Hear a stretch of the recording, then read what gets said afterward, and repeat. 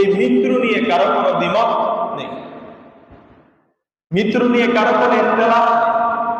সকলেই বিশ্বাস করে জীবনে আমার একদিন মৃত্যু এসে যাবে, যে কোনো মুহূর্তে, যে কোনো অবস্থাতেই এটা আমার কাছে চলে আসবে। আমাকে না জানিয়ে আসবে, আমাকে জানিয়ে আসবে না, না জানিয়ে আমার কাছে আকস্মিকভাবে এসে যাবে মৃত্যু। এই মৃত্যুর ব্যাপারে আমাদের অগাধ বিশ্বাস কোথা থেকে? বাস্তবতা আমাদেরকে শেখাচ্ছে। আমাদের দু চোখে চারপাশ থেকে আমরা দেখতেছি, চারপাশ থেকে আমাদের কাছে দৈনিক আওয়াজ আসে, খবর আসে, দু চোখের নজরে আমরা দেখতে পাচ্ছি দৈনিক মানুষ মৃত্যুর কোলে ঢলে পড়ছে। কখনো এই দিক থেকে কখনো ওদিক থেকে আওয়াজ আসতেছে, অমুক আর দুনিয়ার বুকে নেই, চিরবিদায় নিয়েছে। বাস্তবতা আমাদেরকে শিখিয়ে যাচ্ছে। তাছাড়া আল্লাহ তাআলা রাসূলের বাণী আমাদের এই বিশ্বাসকে আরো বেশি মজবুত করে দিয়েছে, আরো বেশি দৃঢ় করে দিয়েছে। কোরআনে কারীমে আল্লাহ পাক রব্বুল আলামিন স্পষ্ট আমাদেরকে জানিয়ে দিয়েছেন, সূরাত আলে ইমরানের 185 নং আয়াত রব্বুল আলামিন ইরশাদ করেন, কুল্লু নাফসিন যায়িকাতুল মাউত ওয়া ইন্নামা তুওয়াফাউনা উজুরাকুম ইয়াওমাল কিয়ামাহ فمن زحزح عن النار وأدخل الجنة فقد فاز। মুহতারাম হাজিরিন, আল্লাহ পাক রব্বুল আলামিন ইরশাদ করেন, প্রত্যেক মানুষকে মৃত্যুর স্বাদ গ্রহণ করতে হবে, প্রতিটি প্রাণীকে মৃত্যুর স্বাদ গ্রহণ করতে হবে। মৃত্যুর হাত থেকে কেউ বাঁচতে পারবে না। আল্লাহ পাক রব্বুল আলামিন আর বলেন, ওয়া ইন্নামা তুওয়াফাউনা উজুরাকুম ইয়াওমাল কিয়ামাহ, আর কিয়ামতের দিন তোমাদের আমলের বদলা তোমাদেরকে পরিপূর্ণ দেওয়া হবে। কারো প্রতি যারা পরিমাণ জুলুম করা হবে না। যদি ভালো করে থাকো, কল্যাণের কাজ করে থাকো, যদি সৎ কর্ম করে থাকো, তাহলে এর প্রতিদান তুমি পরিপূর্ণ পাবে। যারা থেকে যারা পরিমাণের প্রতিদান তুমি পাবে। আর যদি খারাপ কাজ করে থাকো, অন্যায় কাজ করে থাকো, অসৎ কর্ম যদি করে থাকো, তাহলে এর শাস্তিও তোমাকে পরিপূর্ণ দেওয়া হবে, যারা পরিমাণ কমানো হবে না। যারা পরিমাণ কারো প্রতি জুলুম হবে না। ভালো করলেও আপনাকে তার প্রতিদান দিবেন, খারাপ করলেও এর জন্য আপনাকে শাস্তি ভোগ করতে হবে। এই জন্য আমার ভাইয়েরা, আল্লাহ পাক রব্বুল আলামিন বলেন, ওয়া ইন্নামা তুওয়াফাউনা উজুরাকুম ইয়াওমাল কিয়ামাহ, তোমাদের আমলের বদলা তোমাদেরকে পরিপূর্ণ দেওয়া হবে কাল হাসরের ময়দানে। ফামান যুহজিহা আনিন নারি ওয়া উদখিলাল জান্নাহ, এবার আল্লাহ পাক রব্বুল আলামিন বলেন, যাকে জাহান্নাম থেকে দূরে রাখা হবে এবং জান্নাতে প্রবেশ করানো হবে, এই ব্যক্তি সফল কাম। সুবহানাল্লাহ বলে। যাকে জাহান্নাম থেকে দূরে রাখা হবে এবং যার ফয়সালা জান্নাতে হবে, একমাত্র সফল ব্যক্তি সেই হবে। সুবহানাল্লাহ।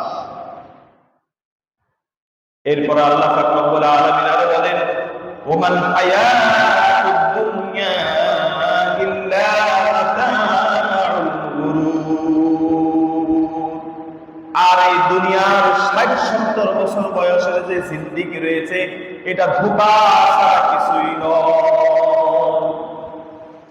দুনিয়ার এই জিন্দেগি এটা ধোঁকা ছাড়া কিছুই নয়, এটা একটা মরিচিকার মতো। আমার ভাইরা, এই আয়াতে কারীমার মধ্যে আল্লাহ পাক রব্বুল আলামিন আমাদের প্রত্যেককে বলেছেন, কুল্লু নাফসিন, অর্থাৎ যারে নফস আছে, জাহিদু আছে, তারই মরণ আছে। বলেন, যার প্রাণ আছে তারই মরণ আছে। বলেন শুনুন। যার প্রাণ আছে তারই মরণ আছে।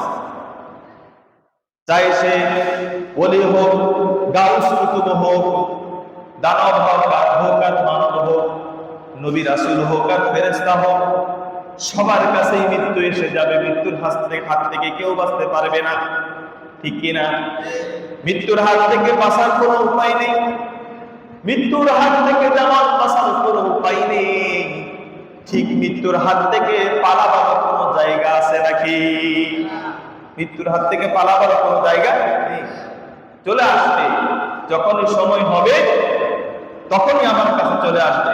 এক মুহূর্ত, এক সেকেন্ড আগেও আসবে না, এক সেকেন্ড পরেও আসবে না, যথা সময় আমার কাছে চলে আসবে। এই জন্য আমার ভাইয়েরা, আল্লাহ পাক রব্বুল আলামিন অন্যত্র বলেন, ইযা জাআ আজালুহুম লা ইস্তাখিরুনা সাআতান ওয়া লা ইস্তাকদিমুন। আজাল যখনই সময় এসে যাবে, এক মুহূর্ত তোমাদেরকে আগেও আসবে না, এক মুহূর্ত পরেও আসবে না, যথা সময়ে মৃত্যু তোমাদের কাছে উপস্থিত হয়ে যাবে। মালাকুল মউত যথা সময় আমার আপনার কাছে চলে আসবে, এক মুহূর্ত দেরি করবেন না। আমার বন্ধুগণ, সাইয়্যিদনা হযরত সুলাইমান আলাইহিস সালামের জামানার একটি ঘটনা। হযরত সুলাইমান আলাইহিস সালামের একজন ওযীর ছিলেন, মন্ত্রী, যার সাথে হযরত সুলাইমান আলাইহিস সালাম পরামর্শ করতেন, মিটিং করতেন। সুলাইমান আলাইহিস সালামের জামানায় তিনি মালাকুল মউত আজরাইলের সাথে, আজরাইলকেও সাথে নিয়ে মিটিং করতেন। একবার এক মিটিং এ মালাকুল মউত উপস্থিত, সুলাইমান আলাইহিস সালাম আছেন, সুলাইমান আলাইহিস সালামের ওযীর উপস্থিত রয়েছেন। হঠাৎ করে মালাকুল মউত হযরত আজরাইল আলাইহিস সালাম সুলাইমান আলাইহিস সালামের ওযীরের প্রতি বড় বড় চোখ করে তাকালেন। বড় বড় চোখ করে তাকিয়ে কিছুক্ষণ পরে মালাকুল মউত সেখান থেকে বের হয়ে গেলেন। সুলাইমান আলাইহিস সালামের ওযীর সুলাইমান আলাইহিস সালামকে বলতে লাগলেন, ও সুলাইমান, এই লোকটাকে যে এই মুহূর্তে বের হয়ে চলে গেল, সে আমার দিকে বড় বড় নজর করে তাকিয়েছে, বলুন ইনি কে? সুলাইমান আলাইহিস সালাম বলবেন, ইনি তো হচ্ছে মালাকুল মউত। ইনি কে? মালাকুল মউত। সুলাইমান আলাইহিস সালামের ওযীরের দিলের মধ্যে ভয় ঢুকে গেল, তার হৃদয়টা শুকিয়ে গেল, ভয়ে অন্তরটা কাঁপতে শুরু করলো। সুলাইমান আলাইহিস সালামকে বলল, আপনার এই মুহূর্তে আমি আর ফিলিস্তিনে থাকতে চাই না, আমি আপনার দরবারে থাকতে চাই না। আপনার কথা তো মেঘে শুনে, আপনার কথা তো জিনেরাও শুনে, মুহূর্তের মধ্যে আপনি মেঘকে আদেশ করেন আমাকে যেন হিন্দুস্তানের ওই পর্বতে পাঠিয়ে দেয়। হযরত সুলাইমান আলাইহিস সালাম মেঘকে আদেশ করলেন যে, ও মেঘ, তুমি মুহূর্তের মধ্যে আমার এই ওযীরকে হিন্দুস্তানের ওই উপদ্বীপে রেখে আসো। একটু পরে হযরত মালাকুল মউত সুলাইমান আলাইহিস সালামের দরবারে উপস্থিত হলেন। সুলাইমান আলাইহিস সালাম বললেন, কোথায় থেকে আসলেন? মালাকুল মউত বলল, আপনার ওই ওযীরকে আমি হিন্দুস্তান থেকে তার রূহকে কবজ করে এই মুহূর্তে এই মাত্র আপনার কাছে আসলাম। তার রূহ কবজ করে আল্লাহ তাআলার কাছে পৌঁছে দিয়ে আমি আপনার দরবারে উপস্থিত হলাম।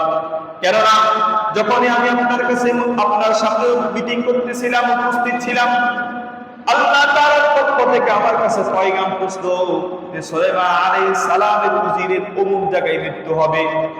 যখন ওই ব্যক্তিকে আমি আপনার দরবারে উপস্থিত পেলাম, তখন আমি তো আশ্চর্য হয়ে গেলাম, কি ব্যাপার?